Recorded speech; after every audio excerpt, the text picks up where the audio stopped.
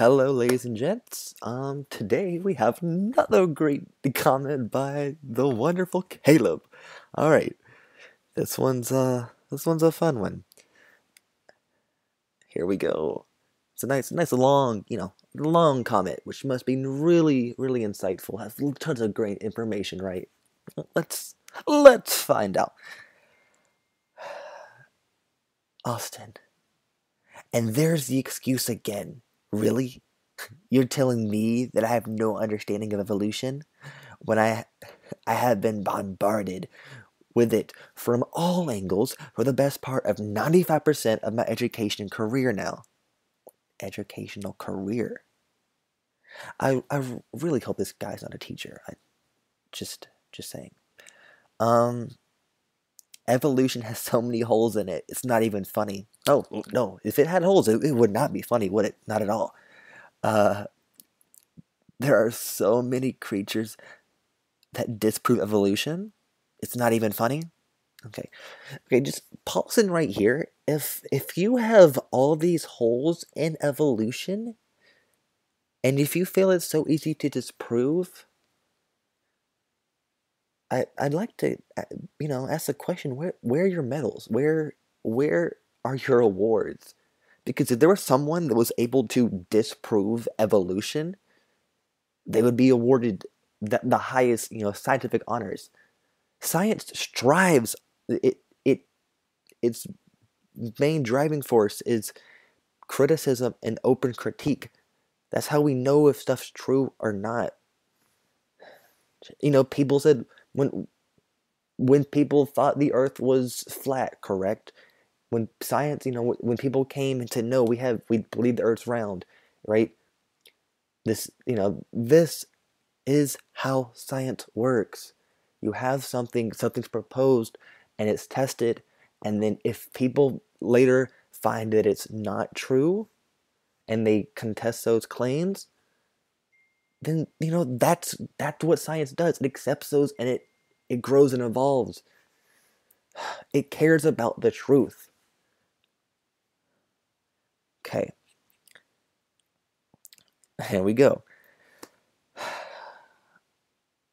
All I'm saying is, if evolution were true, then we'd either be perfect or we'd be mutants like the X-Men. Why? Why would we? I'd like you to explain, why would we be perfect? Or what would you deem perfect? Anyway, like what would you deem perfect? Either way. And then why would we be mutants like the X-Men? I'm not sure why your concept of X-Men. I don't understand your the logic you've used here. So, evolution, it's a tree, it branches, things happen. Right now we're in a state in time, right? Your little fantasy world of X-Men, it could happen. We could There could be people, let's give it another billion years, and people are they wouldn't be people anymore at that point, but ancestors from humans, become things like X-Men in ways, right? But then you're gonna have Caleb from, a million years from now, or a billion years from now, saying, they're gonna have their own X-Men show that's gonna be more advanced X-Men than this X-Men, right? And they're like, well, why aren't we the advanced X-Men? Why are we just a simple X-Men? Do you see your gap in logic there? Okay, so let's continue. As far as I am concerned, neither of the two exist. Well, of course not. It's fucking illogical. I have yet to meet a mutant or perfect. Well, yes, of course you haven't. So to use the atheist's number one reason for not believing in God, show it to me. Wait, show what to you? Show evolution to you? If you've been, as you say, bombarded with evolution for 95% of your educational career, you should have seen something by now, unless you just were one lying about this 95%, which I could, I'm sure you are. But uh yeah, the proof's there. It's not like I don't know what you want me to tell you. I've told you things earlier and you disregard them. I've offered to give you links to videos or to other sources that have information. So I'll sit here and give you a junior high science class lesson, okay?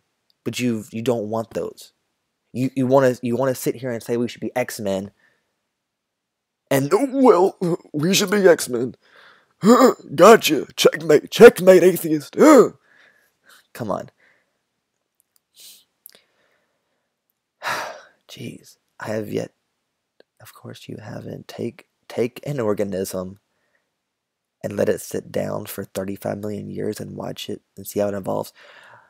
Okay, so this is where I'm saying you don't have a understanding of evolution. Okay? You say things.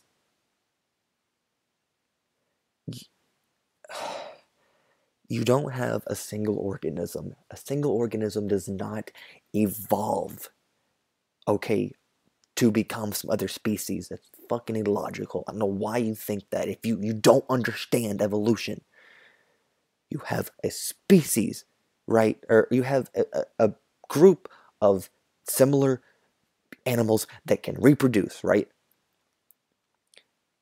There's certain things in their environment that either helps them to survive or they die. The ones that die can't mate, the ones that survive can mate. Whatever those differences are is what makes them evolve. Okay? Do you understand how that? I don't know why is it ridiculous. Like, it's ridiculous you can't get the basic, simple understanding of that. You don't have one organism changing from one day being an ape and then the next day it just morphs and changes, into a human. That doesn't happen. That's not what evolution says. Stop pretending like it is and pretending like you've won this, you've beated science, you've beat science or something.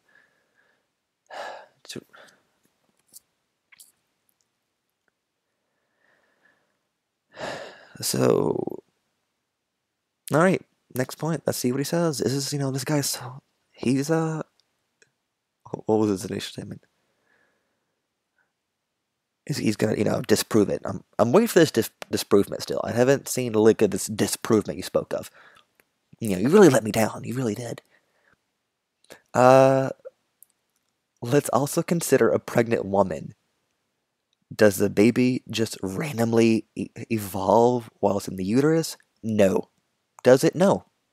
What creates the baby? What creates the baby? The parents. The parents, there's this thing, reproduction, sex. They fuck each other. Sperm and the egg. They meet each other. It produces baby forms, baby comes out of vagina. You have a crying little baby. All right, yeah. Oh, baby.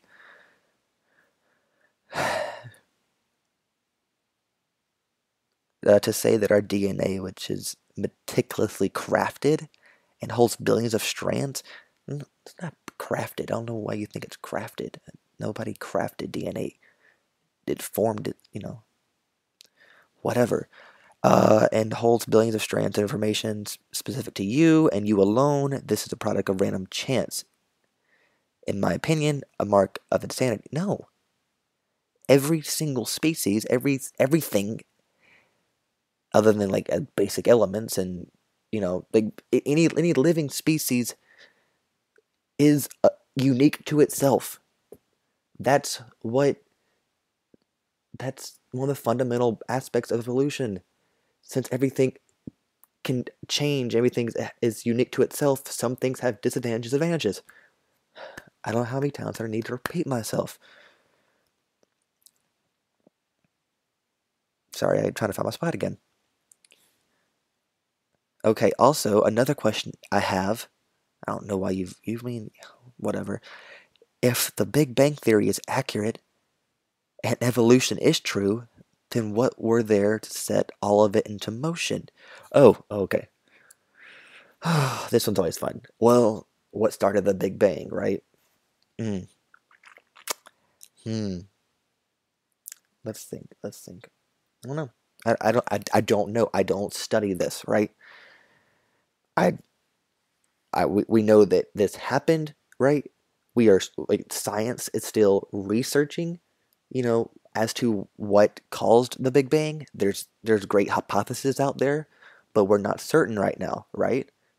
We're investigating, okay? But I'm sure you have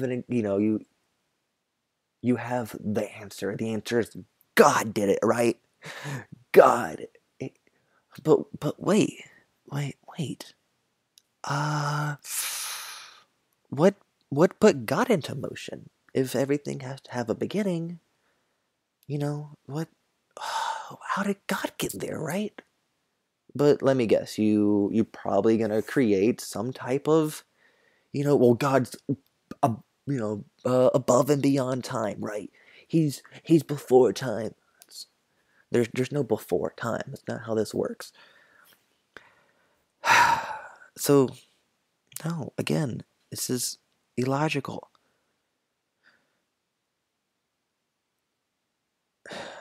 Okay, and then he goes, something can't start if you want it to.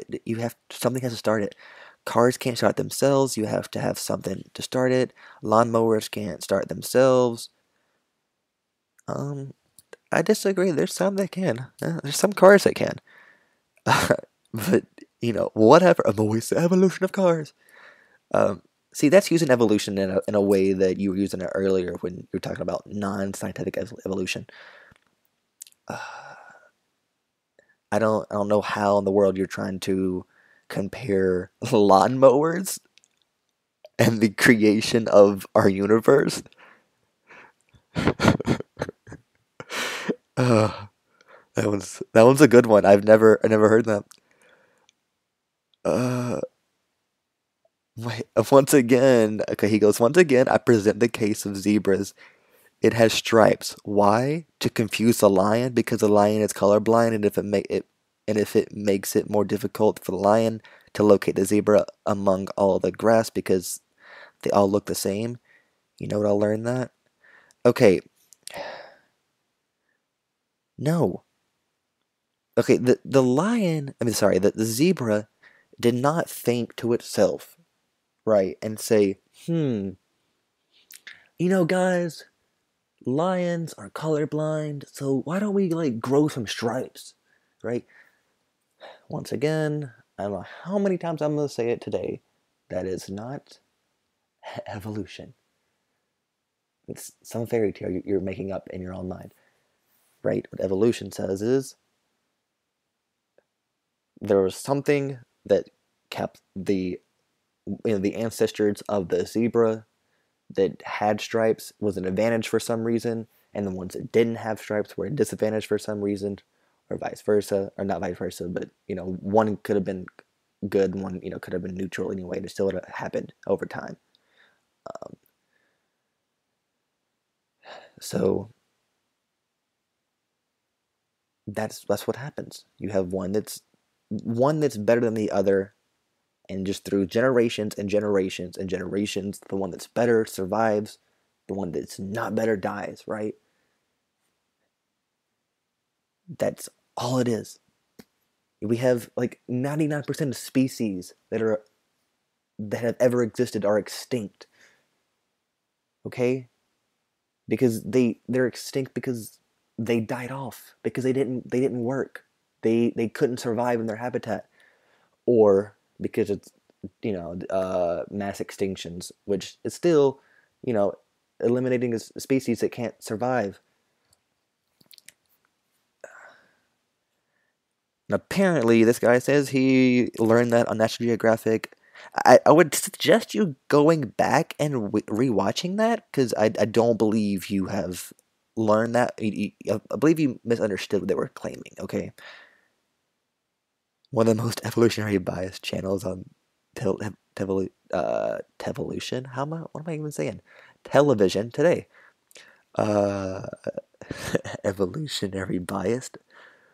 Um, yeah, I would guess channels that relate to science and history would be quote biased towards evolution because they deal with science and history, and they tend to care about, well, in some aspect they tend to care about the truth. Other times they're just in for fucking money.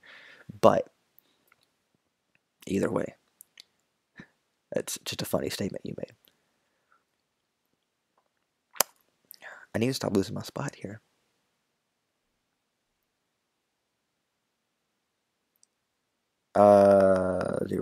Zebras just randomly.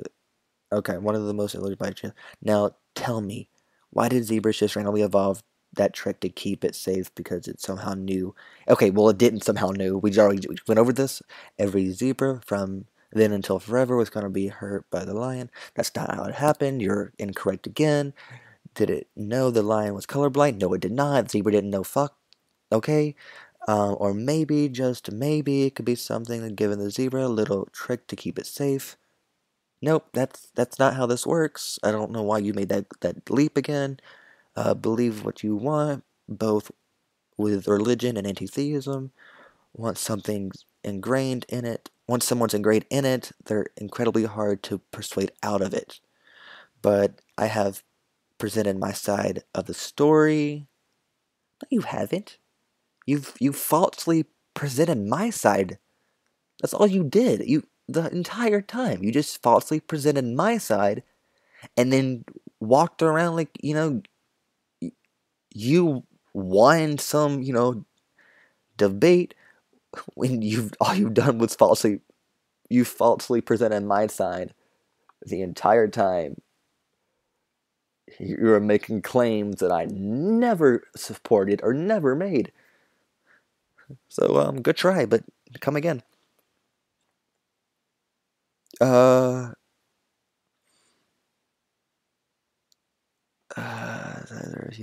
I refuse to believe that my life and the lives of those who I care about and the lives of other human beings were random in nature. Wait. No. So you refuse to believe? Okay. Well then that sums it up. So no matter how much evidence I gave you, no matter how much 95% of your educational career was taught you about evolution, you just said you refuse to believe it. I can't reason with someone that outright refuses to believe something. If you presented actual, proof of some sort that, your God exists, then I would be inclined to believe it. Like any other claim, if there's proof and I have reason to believe it, there's enough evidence, to support it, I will believe the claim, right? You've just told me that you refuse to believe evolution. Simply because you don't like what it teaches. You don't like the truth that it teaches. You rather live your lie than face the truth because you are happy with what the truth is. Because he even goes on, to me, that sucks the entire meaning out of life. To you, that doesn't matter. That doesn't change the truth if you like it or not. Liking the truth or disliking the truth doesn't change the truth. You understand? If death is all there is, then I should just go jump off a lake because that's my life. All my life is, in effect, totally meaningless. No, your life's as much as I'd love to tell you go jump off a lake, I'm not. Um, your life's not meaningless, right? You're here, I mean, at the core level, you're here, to further your species, but as well, have a life, you have family, you have friends, you can, even though this life is temporary, you can still enjoy it. So instead of sitting here moping and crying about, how your ancestors came to be, or, making up these crazy claims and believing those because they make you feel better, why don't you just accept the truth and live your life? It's not hard. It's free. It's liberating. It's great. Live your life.